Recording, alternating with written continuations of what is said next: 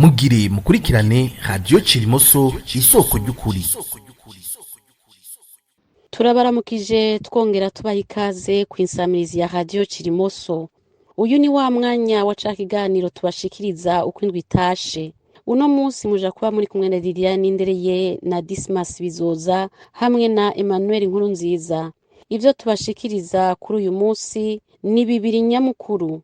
Ubwa mbere turaja kubaha intahe y'umwe mu bashoboye gushika mu bibanza vyaberemwe ihonyabwoko mu 1988. Ubwa kabiri turaja kubashikiriza ku bijanye n'ubwicanyi bw'ihonyabwoko ryakorewe abatutsi muri Munyonyo 1991 bwakozwe n'abicanyi bayoboka umugwi wa Paripehutu.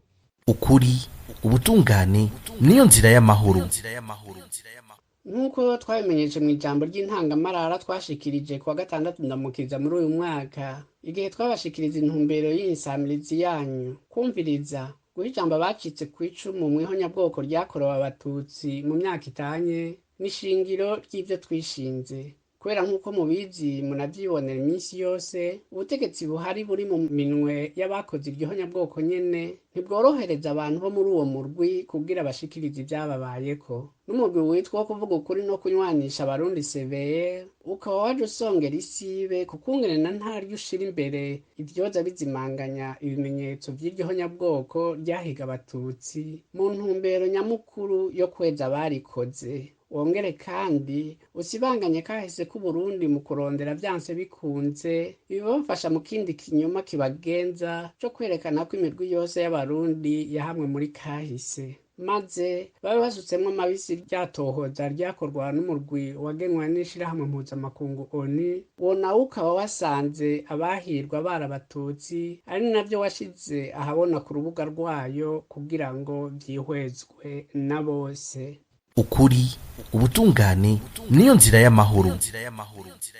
Iyi ntahe tugire tubashikirize twayihawe n'umurundi yatwakuye aho amariye kumva ikiganiro giheruka cavuga ihonyabwoko ryakorewe abatutsi muri komine ya Ntega na Marangara muri Myandagaro mu 1988. Uyu muntu ntiyashimye kumenyesha izina ryiwe, igituma akaba ari kimwe twariko turabibutsa, ni kuvuga kubera ca gitutu c'ubutegetsi bw'abarongoye igihugu bitabereye nabwo bukaba buri mu minwe y'abicanyi ba CNDD FDD. Nanje nagira ngo ngire ico nshikirije ku vyerekeye ihonyabwoko ry'abatutsi ryahaye mu mwaka w'igihumbi kimwe n'amajana 1988. Ico noherako jewe kuko niyo narindi nashitseyo bukeye itariki 15 z'ukumunani baraye bishe umudandaza yitwa Reveriano n'umuryango wiwe. Je mu kujayo naciye Kiremba, Marangara, Ntega na Vumbi. Aho hose twarabibona kuko twari hejuru. Hajya bapfuye kuvyita Ntega Marangara, ariko burya abatutsi ntibapfuye mu Ntega Marangara gusa. Hajya makomine yose akikuje Ntega na Marangara, hariho Kiremba, hariho Vumbi, Bugabira na Kirundo. Aho hose harapfuye abantu. Ndabaha akarorero nk'ahantuze hariho umusitanteri yatwara Ntega yitwa Severino, ubu aba muri Hollande, yahora akora muri poste, ko bakoze muri poste mu mwibuka. Yaraza kugirisha vigilance, akagenda ajanye n'abatutsi batarabica, bakagira vigilance hanyuma akabica agasiga bahambyeyo. Icagiye kutwereka yuko nawe nyene yariko aragira ihonyabwoko, yaca asiga bahambye.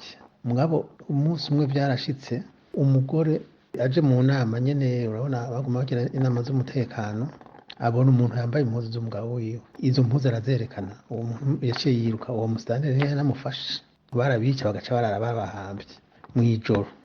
Mu Bugabira naho abantu bahunga bavuye ku Ntega, abo bahutu babicanye barabakurikira bagaca batsinda hajya mu ruzi mu Rufunzo. Hariho abakiriho bivuga Kiremba, turiko turajabuka tuvuye Ingozi na helicoptere, imivimba yarigandagaje hakurya mu bitoke, mu mabarabara hose yose twarayibona. Urumva ariko ivyo nta narimwe babicisha mu kanwa yuko byabaye muri ayo makomine mvuze batavuga. ikindi nokongera ko ni ingene vyateguwe, bateye bizwi, ubutegetsi bwari bubizi, baretse kwihagarika gusa, n'ahandi vyabaye aho bashitse kandi ni mu Kirundo, kuko urabona Kirundo ahantu rubibe na Ntega, baratema gushika ku rubibe bagatinya kwegera mu Kirundo kuri santere kubera hari kambi y'abasoda gusa, nta kindi cababujije ko hafi yaho barayiciye abantu. ukuri ubutungane niyo nzira y'amahoro. Dutandukire ikigabane ca kabiri c'iki kiganiro. Tubanza ariko tubibutse ko imbere gatoya y'ubu bwicanyi bwakozwe na Paripehutu muri Munyonyo mu 1991 hari ubundi busa n'ubwo bwabaye gatoya imbere, bukaba bwabaye muri Myandagaro mu 1990 muri komine Mabanda iri mu ntara ya Makamba, bugakorwa na Florina ariyo Fond de Libération Nationale. Abo babibaza igituma budakunda kuvurwa ni kubera bene kubukora bari babuteguranye amayeri menshi. Imbere y'uko abo bicanyi birara mu banyagihugu ngo bice abatutsi, babanje kurungika umurwi utera ikigo ca gisirikare ca Mabanda. Nk'uko abazi ubuhinga bwa gisirikare babisobanura, ico gitoro kw'ikambi nico gusamaza, attaque de diversion mu gifaransa, kugira ngo ntihagire uwinona ko hari ahandi hariko habera igikorwa nyamukuru kigayitse cari cabazindukanye. ukuri ubutungane niyo nzira y'amahoro. Mu mwaka w'1991 rero abicanyi bo mu murwi wa Paripehutu baragize ibindi bitero vyo kwica abatutsi mu ntara zitandukanye z'Uburundi. Ico ubwo bwicanyi bw'uwo mwaka bwari bwisangije nuko bwatanguriye mu gisagara ca Bujumbura imbere y'uko butandukira izindi ntara zitanu arizo Bubanza, Bururi, Cibitoke, Kayanza, Ngozi hamwe rero na Muyinga. Ikindi ubwicanyi bw'uwo mwaka bwisangije nuko abo bicanyi ba Paripehutu bataronse ingene bakuza ko mu kwica abatutsi kurya bari babigize muri Ntega na Marangara mu 1988. Aha ariko akaba atawohirahira ngo yibaze ko hari kubera ikigongwe canke ubugwaneza bw'abo bicanyi, ni kubera ahubwo bwatanguriye mu gisagara ca Bujumbura hasanzwe hari icicaro c'ubutegetsi bw'igihugu, kubera kandi hari naco kibanza carimwo abasirikare benshi, vyatumye ingingo zo guhasha canke zo guhoyahoya kuri bamwe bamwe zashotse zifatwa. Bigasigura ukungene muri Bujumbura naho hari abaguye mu mporero, abasigaye barakinguwe bikwiye co kimwe n'abarundi n'abanyamahanga bahaba. Ivyo ariko siko vyagenze mu zindi ntara. Muti none vyagenze gute? Ubwicanyi bwatanguye kw'igenekezo rya 23 Munyonyo ijoro ryitereye nk'isaha 5 zirenga. Hari mu gisagara ca Bujumbura muri quartier ya Cibitoke, mu nyuma burabandanya na bukeye muri Ngagara, Kinama, Kamenge, Rohero, Kinindo hamwe rero na Musaga, imbere y'uko butandukira intara zindi. Ku bijanye n'ibitigiri twoshoka tuvuga ko bitumvikanwa ko nka neza nk'uko tubisanga mu nzandiko zitanye. Hari ubudasa buri hagati y'ibitigiri bitangwa na leta ku ruhande rumwe, ku rundi ruhande naho hari ibitigiri bitangwa n'uwo mugwi w'abicanyi mu cegeranyo caherejwe abakuru b'ibihugu bo mu karere k'ibiyaga binini vya Afrika hamwe n'abandi b'i Buraya, kigashirwa ko umukono na Etienne Karatasi yararongoye uwo mugwi ico gihe. Iryo kete rikaba ryasohotse kw'igenekezo rya 2 Kigarama mu mwaka w'1991. Dufatiye ku bitigiri muri rusange, kubw'ubutegetsi bwari buhari hishwe abantu 276. Ku bwa bene gukora ubwo bwicanyi babaye Paripehutu nabo bwahitanye abantu 1342. Ariko nk'uko byashikirijwe na Rigiteka ico gihe, iyo nayo ikaba yari imaze amezi 9 gusa yemerewe gukorera ku mugaragaro. Igitigiri c'abantu bishwe n'ubwo bwicanyi ngo yari 561. Tugiye mu idonido naho mu gisagara ca Bujumbura, leta ivuga ko hishwe abantu 135, hafungwa 109. Paripehutu nayo itihishwe 184, hafungwa 798, hakomereka 625. Muri komine Buganda, leta itihishwe imiryango 3 yicishijwe imipanga. Paripehutu nayo itihapfuye abarundi 49 hamwe n'abanyarwanda 3 biyiciwe n'abanyagihugu, exécuté par la population nk'uko byanditse mu gifaransa muri urwo rwandiko rwa Paripehutu. Kuri iki cyo gutomora ko abanyarwanda twogira ko twibutsa ko kuri abo bicanyi bakomoka kuri wa muhari ubu umugamba w'abakozi w'u Burundi, haba mu 72 haba mu 88 reka no mu myaka yakurikiye, nta tandukanirizo bigera bagira hagati y'umututsi w'umunyarwanda canke w'umurundi, bose babahiga kumwe bakabica. Muri komine Gihanga leta yemeza ko hapfuye abantu 5, ntibimenyesha yakomeretse, ariko iremeza ko hafashwe abicanyi 12. Paripehutu nayo mu cegeranyo cayo ivuga ko hapfuye abantu 17 muri iyo komine ya Gihanga, hakomereka abantu 57, abantu benshi ku bwayo nabo barafungwa. Ahico umuntu yobona nuko muri iyi komine ariho bene gukoreshano bafatiwe ku bwinshi, eka nabo bicanyi ba Paripehutu nyene bakaba biyemerera yuko hafashwe benshi. Muri komine Kayanza leta ivuga ko hafunzwe abantu 28, Paripehutu nayo iti hapfuye 15, hakomereka 52, ariko ntacivuga ku bafunzwe. Muyinga niho honyene haba ubutegetsi bwari buhari ico gihe, haba abicanyi ba Paripehutu bose barahuriza ko umuntu umwe yishwe. Ukuri, ubutungane niyo nzira y'amahoro.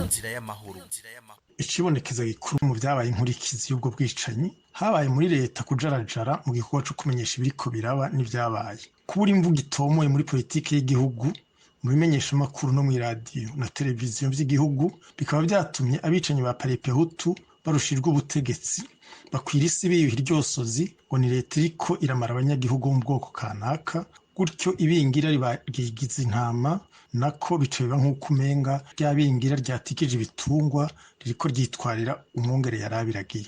Ikindi kandi twoshira ku muzirikanyi nukuntu igihe Paripehutu ikoze iryo rindi shano ku mugaragaro muri Munyonyo 1991 mu Burundi hari haraye havutse ishirahamwe riharanira agateka ka zina muntu Rigiteka, ryari rimaze amezi 9 gusa ryemerewe n'amategeko ngo rikorere ku mugaragaro.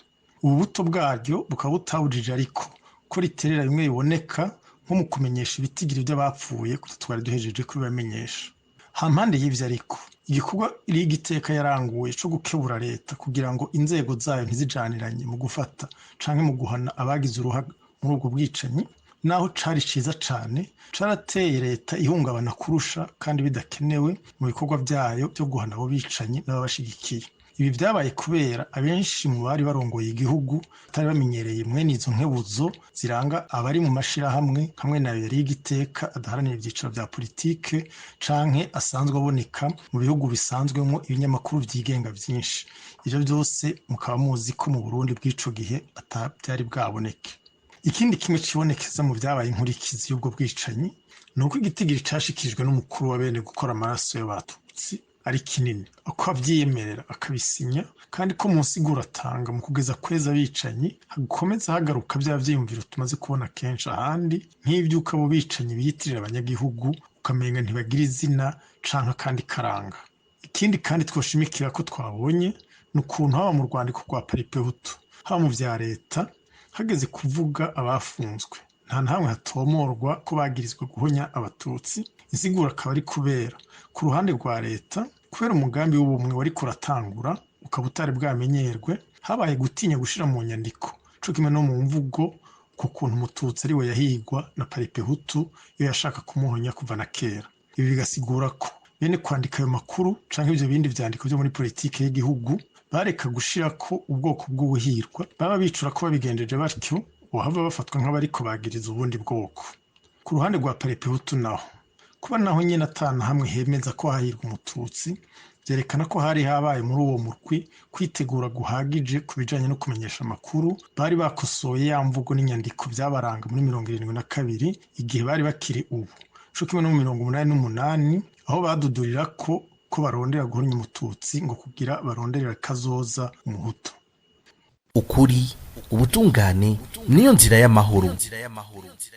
Kubera ariko kandi hari n'abikinga inyuma y'umugambi w'ubumwe wari kuratutuza bagaca bareka gutomora bene guhigwa baribo, vyatumye Paripehutu ariyo yamye higa abatutsi yaciye umenga uwivuze uwidomye urutoke ariko yagiriza abahutu bose. Uko ariko si ukuri namba, kuko nk'uko tubizi naho uwo murwi w'abicanyi ubiyitirira sizina muhutu yarashigikiye canke ashigikiye ko abatutsi bahamwa canke bahonywa. n'ikimenyamenya hari abatutsi barokotse ico gihe banyegejwe n'abahutu nk'uko tudasiba kuvyumva mu ntahe zitanye zo ku bundi bwicanyi bw'ababahama haba 72, 88. Ivyo kandi tukaba tubibona no mu bindi bihugu bigize aka karere k'ibiyaga binini vya Afrika y'ubuseruko, ubona yuko umututsi ahaba. Turangije dushimira mwese mwakurikiranye ibiganiro vya Radio Cirimoso, naho ubutaha tugire Uburundi buziriho nyabwoko. Murakoze cane. iyi mwariko murumviriza ni Radio Cirimoso.